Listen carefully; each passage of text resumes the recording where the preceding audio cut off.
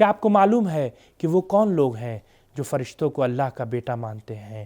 اور خوف اور خشیت میں کیا فرق ہے؟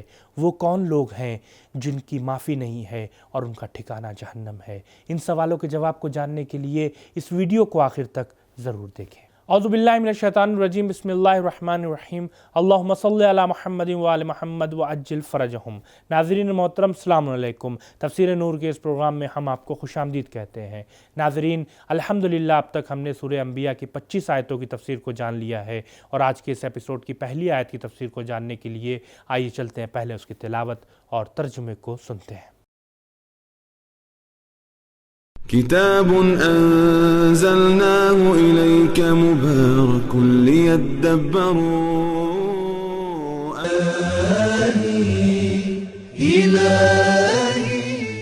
بسم الله الرحمن الرحيم وقالوا اتخذ الرحمن ولدا سبحانه بل عباد مكرمون لا يسبقونه بالقول وهم بأمره يعملون۔ اور وہ کفار کہتے ہیں خدائے رحمان نے فرشتوں کو بیٹا بنایا ہے، وہ پاک ہے ایسی باتوں سے، بلکہ یہ فرشتے تو اللہ کے قابل احترام بندے ہیں، وہ تو اللہ کے حکم سے پہلے بھی بات نہیں کرتے اور اس کے حکم کی اطاعت کرتے ہیں۔ تلاوت اور ترجمے کو سننے کے بعد اب آئیے ان دو آیتوں کے نکات پر گفتگو کرتے ہیں۔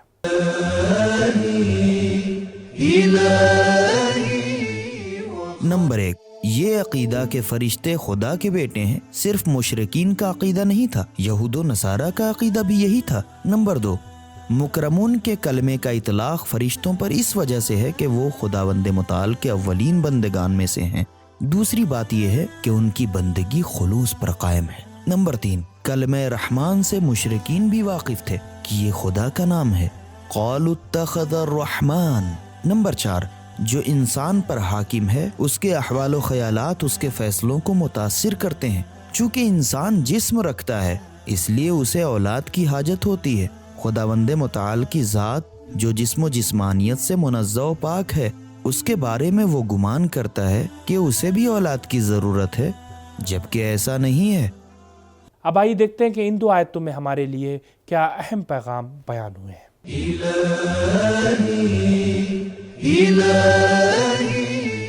نمبر 1، جس وقت کفار اس طرح کی باتیں کریں تو اس وقت خداوند متعال کی تسبیح و تقدیس لازمی کریں، ولدن سبحانہ۔ نمبر 2، جس وقت لوگوں کے سامنے ان گمراہیوں پر سوالیہ نشان لگائیں اس وقت انہیں حق کا راستہ بھی دکھائیں، وقالوا بل۔ نمبر 3، خداوند متعال کے حضور سر تسلیم خم کرنا اور حکم خدا کو قبول کرنا انسان کے لیے کرامت و شرافت بھی ہے اور سعادت و کامیابی بھی ہے۔ مکرمون لا یسبقون۔ نمبر 4، ملائکہ اللہ کے حکم پر پابند ہوتے ہیں اور صرف اس کے فرمان کے مطابق عمل کرتے ہیں، وہ اس کے امر و حکم کے بغیر کچھ نہیں کرتے۔ لا یسبقونہ بالقول وہم بامرہ یعملون۔ دوستو، سورہ انبیاء کی 28ویں آیت کی تفسیر کو جاننے کے لیے آئیے چلتے ہیں پہلے اس کی تلاوت اور ترجمے کو سنتے ہیں۔ بسم اللہ الرحمن الرحیم يعلم ما بين أيديهم وما خلفهم ولا يشفعون إلا لمن ارتضى وهم من خشيته مشفقون۔ اللہ ان باتوں کو خوب جانتا ہے جو ان کے سامنے اور جو ان کے پس پردہ ہیں، اور وہ فقط ان لوگوں کی شفاعت کر سکتے ہیں جن سے اللہ راضی ہے اور وہ اللہ کی خشیت سے ہراساں رہتے ہیں۔ اب آئیے اس آیت کے نکات کو جاننے کی کوشش کرتے ہیں۔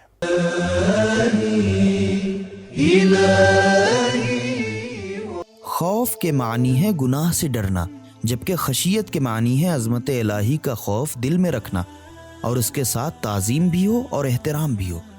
روایات میں آیا ہے من ارتضیٰ سے مراد وہ لوگ ہیں کہ جن کا دین پسند کر لیا گیا ہو، چہ جائے کہ وہ گنہگار ہوں۔ جب ایک ایماندار شخص گناہ کے بعد توبہ کر لیتا ہے تو اس پر اللہ کی مہربانی نازل ہوتی ہے اور وہ شفاعت کا مستحق قرار پاتا ہے اور اس کے گناہ معاف کر دیے جاتے ہیں۔ نکات کو جاننے کے بعد اب آئیے دیکھتے ہیں کہ اس آیت میں ہمارے لیے کیا اہم پیغام بیان ہوئے ہیں۔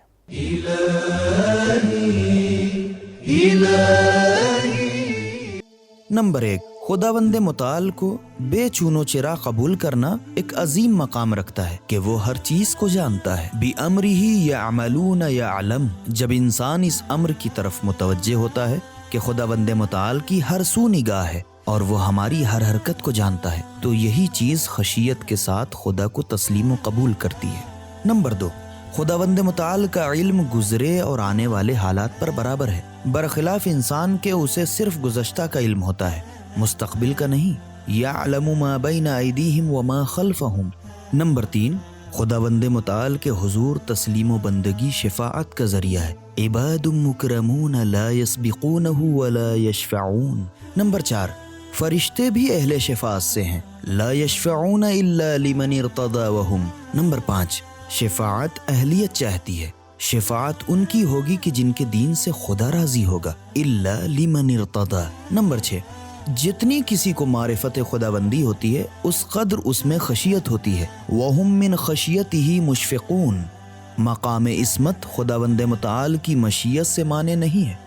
آج کے اس ایپیسوڈ کی آخری آیت کی تفسیر کو جاننے کے لیے آئیے چلتے ہیں پہلے اس کی تلاوت اور ترجمے کو سنتے ہیں۔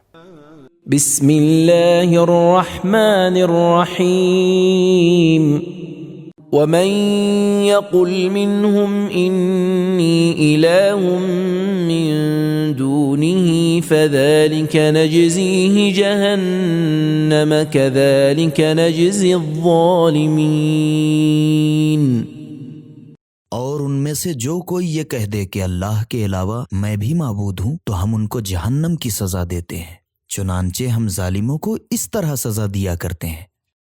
اب آئیے اس آیت کے نکات کو بھی جان لیتے ہیں۔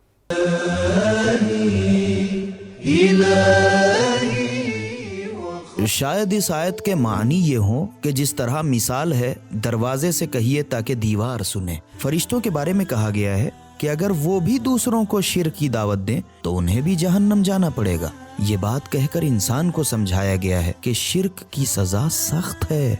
اس نورانی آیت کے نکات کو جاننے کے بعد اب آئیے اس کے پیغامات پر گفتگو کرتے ہیں۔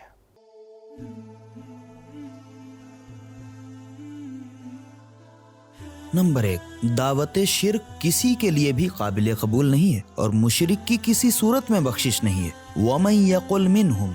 نمبر 2، جس کسی نے بھی خداوند متعال کے مقابلے میں اپنے آپ کو شریک ٹھہرایا اس کا ٹھکانہ جہنم ہے۔